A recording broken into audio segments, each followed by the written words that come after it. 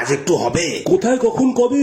মালটা আমি নিয়ে যাচ্ছি, চারটা তুমি দেবে। বলছি আজ বৃষ্টি হবে নাকি বাল? তুই ভাড়াটা ভাবলি খাবো মাল, কালের কথা তুললি যখন হয়ে যাক তাহলে কাল। যা কাল করবি তা আজ, এখন নেই কোনো কাজ। বাইকটা নিয়ে আমি ঝাঁকপেট আসছি, তুই পকোড়া কটা ভাজ।